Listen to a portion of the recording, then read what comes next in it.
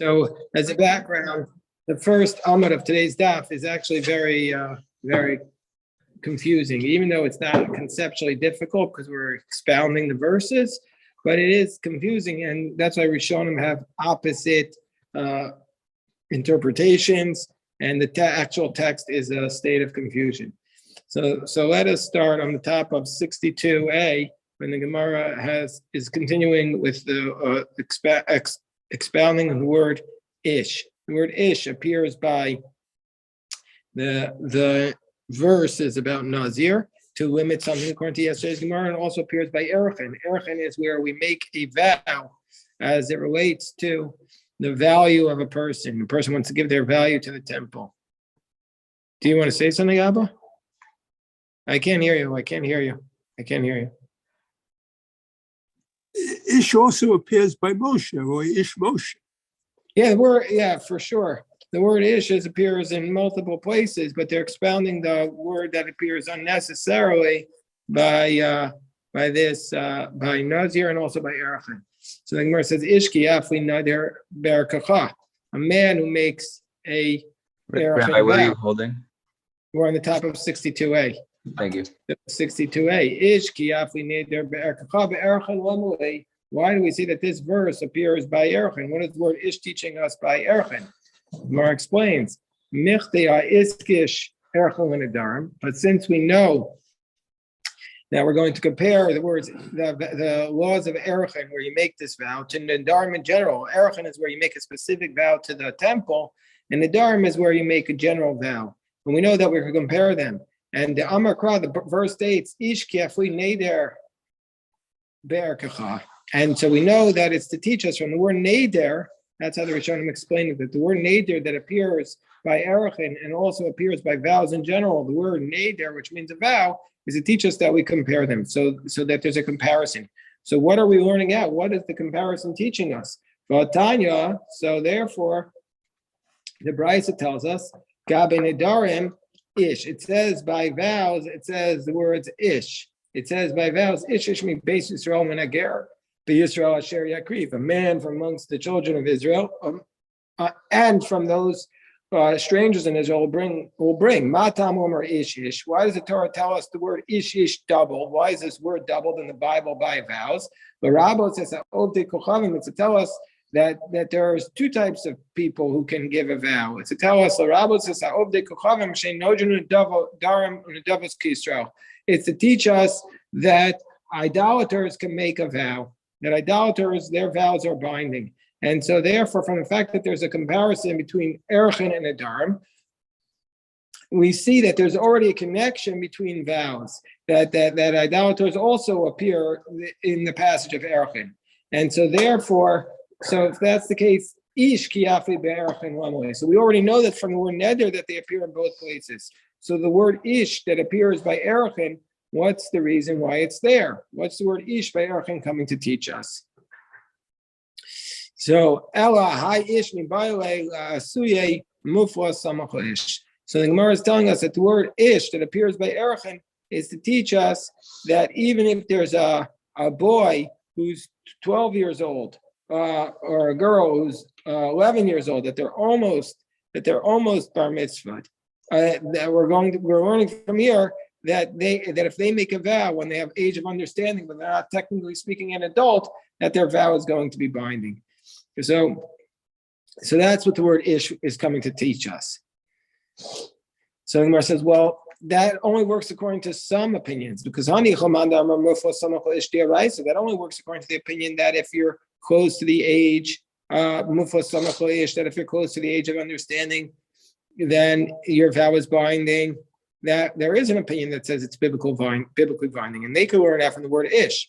But there's another opinion that if you're mufla samach ish, that if you're not yet 13 or 12, if you're a girl, that your vow is not biblically binding. Ish kiyafli lamuli. So if that's the case, why did it say ish by Erchin vow? So it's to tell us a tremendous chiddush. It tells us that even though your vow is not binding if you're a Jew, but if you're an underaged idolater, your vow will be binding. This is a tremendous chiddush. Normally, we would say in most contexts, we'd say that the laws of the Jews are stricter than the laws of the idolaters, the laws we place upon ourselves with respect to religious requirements. But in this case, one of the rare examples where we say that the idolater has a stricter law, that the idolater's laws, his vows are binding, even biblically speaking, even before it becomes the age of understanding. So the Gemara now says, well, it's not possible to say that this word ish is coming to include an idolater who is close to the age of being an adult. And this makes sense according to the one who says that Bnei Yisrael can see where Gemara is bringing us back to a dispute between Rabbi Meir, Rabbi Yehuda, and Erechin. Daf Hayam Beis, which we had referenced a little bit in yesterday's daf, whether an idolater can make an erech vow or not. So the position of Rabbi Meir, which we said in yesterday's daf, was that the idolater can become the subject of an erechin vow, but he can't himself make the erechin vow. So because we learned that out from the word Bnei Yisrael. Bnei Yisrael can make these vows, but not idolaters. However, Rabbi Yehuda argues, and he says it's the opposite. An idolater can make the vow, but it can't become the subject of the vow. So Gemara says, so this whole discussion of the word ish is coming to include an idolater who's samach ish, who's almost an adult. This makes sense only according to the position that says Bnei Yisrael ne'arachin, that only the Jews can become the subject of the erech vows, but not the idolater. And I might think that the idolater cannot be marach. Ish. So the word ish is telling us that the idolater can become can make the erech vow, and so therefore, according to Rabbi Yehuda, that we need the word ish to teach us that the erechin can come to include the idolater vow. But according to the one who says that the Bnei Yisrael can make these vows and not the idolaters, and we learn from the word ish that the idolater himself cannot become the subject of the vow. Well, then we don't need it to include mufla samach ish because they're just becoming the subject of the vow. So we don't need the extra word ish to include them. And so therefore, I feel ben chodesh bari ruchehu. Of course, anybody could be the subject of a vow, even a child 1 month old. So kiyafli lamali. So therefore, what do you do with the words ish kiyafli according to that approach? It can't be. It's to teach us that an idolater can become the subject of a vow even when they're close to being an adult. So Amar Avad Bar Ava Vasuye. And there's two different approaches here. One that says to include, one that says to exclude. So it's coming to exclude. So we're following the approach that it means to exclude even an adult who is. We're not following Tosafos' approach. We're following the approach of Mefarish that it's coming to exclude even an idolater as an adult. That idolater is an adult. Nevertheless, even though you might think he has agency, we're still not going to allow him to make the vows under these circumstances. He can only become the subjects of the vow. So if that's the case, the Gemara asks, Ela kiyafli tekasav Rachman gabe Nazir's family. Why does it say the word ish? Why does it say in this pasuk? Daber b'nei Yisrael martalim isha isha kiyafli under neder lazir. Why does it say the word yafli by Nazirus? We understand by Nidarms to tell us that in muflas samach ish that either an idolater who's a minor could still make the vow, or it's to tell us that an idolater as an adult can still not make the erechin vow. But why does it appear by Nazir? Ish kiyafli lamali. So michti aiskish Nazirus and Nadarim kiyafli lamali. So since there's a comparison, we're going to compare the laws of Nazirus and Nadarim. If that's the case, why does it say ish kiyafli by Nazir? It's to tell us it's to teach us that a vow is valid by a neder or nazir, even if it's a yad. A yad is something we had learned about at the beginning of the tractate. We also learned about the beginning of the Nedarim. That is just a a handle, so to speak. You just said a shortened version of the vow, and it's still going to be binding. So if, let's say, there's a yadayim, let's say there's a handle, and it's not 100% clear what the vow is saying, Abai Omer having yadayim, this abbreviated statement, Abai says, is a yad, and the vow is binding.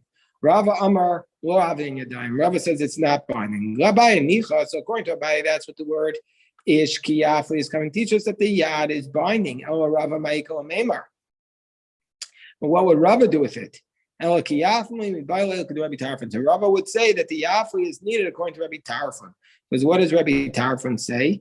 Ein echameham Nazir. This is the case we had earlier. Where do we have this? Back on 32a, where if there are two people walking along the road and one person walks in front of them, and this guy says, I'm a Nazir if this is so-and-so. And the other one says, I'm a Nazir if this is not so-and-so. And so one of them you would think is a Nazir, but Rabbi Tarfon says, he argues with the other Tanaim, and he says, neither one is a Nazir, because because a Nazirus has to be clear. You can't have an opaque statement with respect to Nazirus. So therefore, since the Nazirus was not clear, it's not going to be a binding vow. So the Gemara says, okay, so that's what Rava would do according to Rabbi Tarfon. But Hanichol Rabbi Tarfon or Rabbanan Ma'ikol Neimar. Well, according to Rabbanan, what would he say? So he says, so Rava would say, meaning the Rabbanan say that the Nazirus doesn't need to be clear, that even if there's a conditional clause, the Nazirus is binding. So according to Rabbanan Ma'ikol Neimar, he needs it according to the following thing. We had this at the beginning of Chagiga as well. That the concept of heter nedarim. What's heter nedarim? This is different from mefer nedarim. Mefer nedarim is the fact that a husband can annul his wife's vows on the day he hears it. Heter nedarim is if you make a vow, you have the right to go to the chacham, and the chacham can annul your vow. Where does this well come from that the chacham can annul your vow? It's not explicit in the Torah, so it's floating in the air. There's nothing to really rely upon. The Gemara and Chagiga and here is telling us, listen, this idea of heter nedarim, listen, we know it's out there, it's valid, but it's really just floating in the air. There's no real scriptural basis for it. We don't want to say it's a law from Moshe. I know we're saying it's floating in the air. There's no real concrete proof from it. Rabbi Elazar says, it's not floating in the air. It has something to rely upon. Because it says, ish kiyafli shtei pamim. It says a man will make a clear vow. It says this twice. It says it by Erkacha, by Erchanim, it says it by Nazir. One is to teach us this idea that you can prohibit yourself, and the other one is to tell us that the word afla is to teach us that you could annul a vow. Meaning to say, mafli, means say you have to. How does the process of annulling a vow work? You come before the chacham, and you say clearly what the vow that you made, and then the chacham can annul the vow. And so therefore, Rabbi Eliezer has a source for it according to Rava. So now, the Gemara, we're going to turn to the top of 62a. It says the Mishnah at the top of 62a. Rabbi? 62b, yes.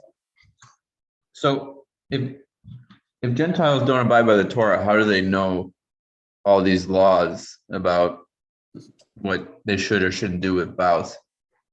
So first of all, this is idolaters. We're not saying this applies to Gentiles, but there's possibly a difference.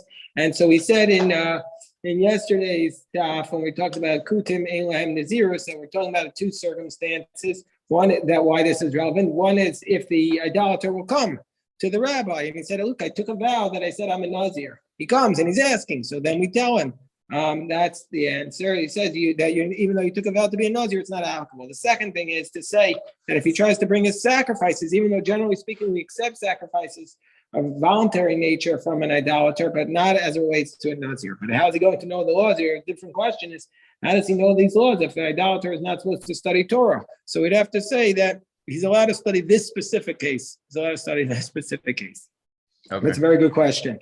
Okay, so very good question. So we continue with the Mishnah on the top of 62b. Chomer ba'avadim mi ben nashim. So there is a stringency with respect to Canaanite slaves who accept upon themselves the laws and vows over women who accept it. Shehu Mayfair Nidre Ishto, that a man, if a husband hears that his wife made a vow, he's able to reject her vow. And once he rejects her vow, the rejection is permanent. But if the master rejects his slave's vow, he's not able to reject it. Meaning to say, he could force him to violate his Nazirus. He could force him once to drink the wine, but that doesn't nullify the vow. And so therefore, if the master changes his mind and says, you know what, I don't mind that you're a Nazirite, then it's going to be valid, and the slave cannot drink wine anymore. So too, there's an additional stringency. Hefer ishto, hefer olamis. He's able to annul his wife's vow forever. Hefer la'avdo, but once he annuls the slave's vow, yatzal acheres, but then the slave goes free. Umashlim niziruso, but if the slave goes free, his vow kicks in again, and he has to complete his vow. He has to complete the Nazirus. It doesn't tell us explicitly if he's counting the days, if the clock is ticking then. Let's say he says, I'm going to be a vow for Nazarite for 1 year, and then a slave keeps him in control the owner keeps him in control for 6 months. It doesn't talk about that. Yeah, I'm confused because I thought the previous Mishnah said that a man cannot nullify his wife's Nazirship. Yeah, so that's what we explained, that's only if he missed the day of her vow, meaning to say once the vow is accepted, then he can no longer know. That's how the Rishonim asked that question about vows in general. So once she's a Nazarite and he didn't reject it on that day, but on the day that she makes the vow, he can reject it like he rejects any other vow. Okay, thank you. Tana Rabbanan Lama Rabbo Kofo. Tana Rabbanan Lama Rabbo Kofo. So what? How is the master able to force the slave? What can he force him? The Nazirus. He can force the slave that he can't fulfill the laws of Nazirus. He accepted upon himself. But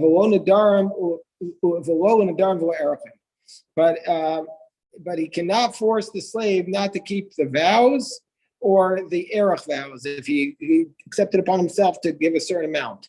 So the Gemara says, Nazir. What's the reason why by a Nazirite the master can force him to, let's say, drink the wine? Because the Amar Achmana Asar Isar al Nafsho. Now, when do we say that Nazirite vow takes effect? Where he says he's going to take a binding on his soul. This refers to somebody who has agency over his own soul.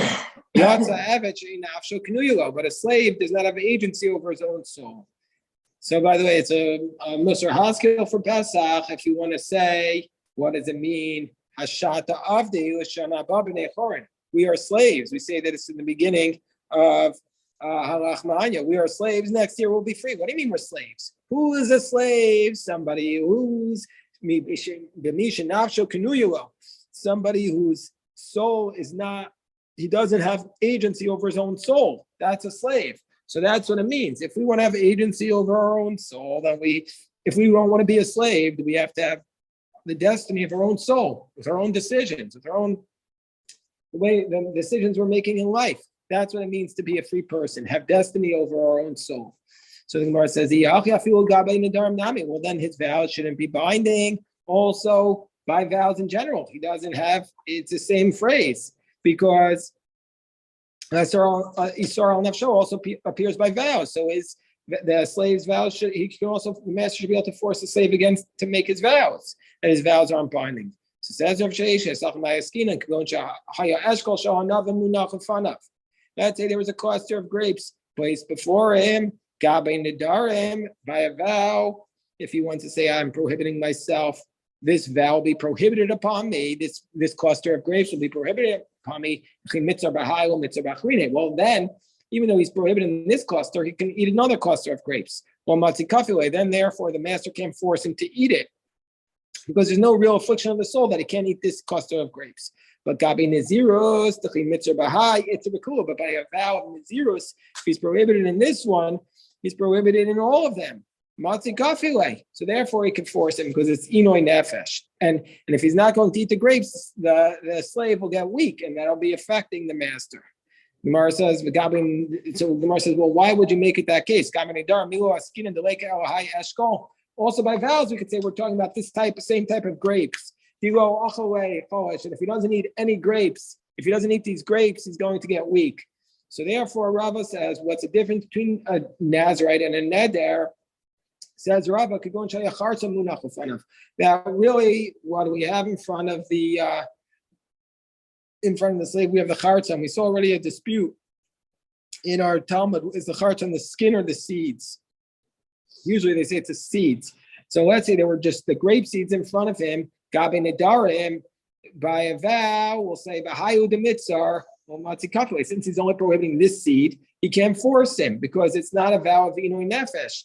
But Gabe Nazir, it's a nami b'achrine. But by a Nazirite, if he's going to accept upon himself not to eat grapes, he's prohibiting not only these seeds, but also all other clusters, and not just in the seed, but in everything else. Matzi coffee way, you can force him to do it. Mar says the gabi nedarim, miwa skin in the way high chartza, and also a cholish. But still, if he doesn't eat the seeds, he's going to get sick. So we should be able to force him. And on Rabbi, so Rabbi says, what does it mean when he's able to force him? What does the Braisa mean? For Naziris and not for Nadarim. So it's the opposite. It's not what can he force him, but what does he need to force him? When Naziris, he needs to force him. Meaning to say that if he doesn't force him to violate the laws, then he needs to keep it.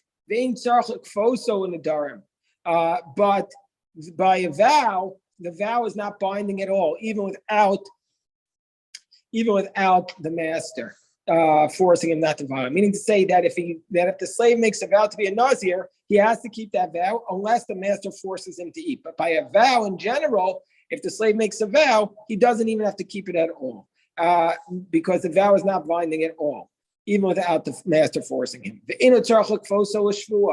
And he doesn't need to force him to violate an oath. That even without forcing him, the oath is not binding, because the nafsho, the soul, is acquired by the master, and therefore the oath is not binding, and so therefore you can't make such an oath. Why does it bind to say that the vow of Nazirut is valid? Because there's a specific. We learned it out on Daf Samachalaf that the vow by Nazirut is binding because it was based upon the pasuk. That's what we said on Samachalaf Amud Aleph. How do we know that the vow of Nazirus is binding by a slave? The Gemara learned it out from a pasuk. So the Gemara is asking a different question now. Why is the vow by Nedarim and Davos not binding on a slave? My time, what's the reason that a slave cannot accept upon himself a vow? The Amar Kra, it's based upon the verse. It says, we read this in yesterday's parsha when we learned on Nefesh Kisi Shavala Vatebes Vasayim Laro Etev, that if a person will take upon himself to make a vow for good or for bad. So Ma Hatavas Rishus, Afara Rishus. So meaning to say, what kind of vow is binding? If you want to do something good for yourself, or if you want to do something bad, that you're not going to do anything bad to other people. But if you want to make a vow that I'm going to have to inflict pain on somebody else, such a vow is not bounding. And so therefore, ironically, a slave, he can't make a vow upon himself because that's something bad for the owner. And so therefore, it's not going to be binding. So now the Mishnah tells us, says the Mishnah, Avar mikeneged panav. Let's say the slave runs away after he accepted upon himself a vow of Nazirus. Rabbi Meir Omer lo yisha. So now he's no longer in the owner's domain. So now that Rabbi Meir is saying the vow of Nazirus kicks in, because now he's going to be a Nazirite completely. And so therefore, even though the master said, I force you to drink the wine, well, since he ran away, so now he can drink, he still can't drink the wine because he's still owned by the master. Rabbi Yossi Omer Yisher. Rabbi Yossi says, well, no, he ran away, so he's no longer owned, so he could drink the wine. What's the dispute here? Let's say they're arguing about the position of Shmuel. Shmuel says one who frees one who makes his slave ownerless, he immediately goes free. He does not require a document of emancipation. It means that even without the document of emancipation, he's completely free. And so therefore, we could say Rabbi Meir is slay de Shmuel. So we could say that Rabbi Meir is like Shmuel's position. Rabbi Meir is saying that he's free. And so since he's free now, he ran away. And since we assume that since he ran away, the owner made him ownerless, he automatically goes free even without the document of emancipation. So now he's a Nazir and he can't drink the wine. Whereas Rabbi Yossi lays de Shmuel. Rabbi Yossi says, no, you still will need to get shikra. You'll need the document of emancipation. And so therefore, under these circumstances, even though he's no longer under the owner's domain, he's still owned by the owner. And so therefore, the laws of Nazir don't apply because the owner is forcing him to drink. And so therefore, he can still drink wine. The Gemara says, no, everybody agrees with Shmuel that if the owner declares him ownerless, he's actually not a Nazir anymore. He doesn't need a get of emancipation. Excuse me. He doesn't need a get of emancipation. Doesn't need a document of emancipation, and he would be free, and so therefore he would be a Nazir. But here, but according to Rabbi Yossi, he says, Savar Sov mi other. He says the owner hasn't declared ownerless. He thinks he's going to return to him. And Lishti Kamera, she says he's not free because he's not declared him ownerless. And so therefore he's going to return. And then we want him to drink wine so he's in good health. Whereas Meir says, no, he's a Nazir now. He can't drink wine. Savar, it's just the opposite. I want him to be in distress, so he wants to come home. So he wants me to annul my vow. And so therefore, I want to force him to drink the wine, to not drink wine now, to be a Nazir, so he has to come home. It's a little strange logic, because if the guy doesn't really mind not drinking wine because he became a vow of a Nazirite, but that's what it's saying. Okay, I just want to say, hold on, that tonight's schedule is different.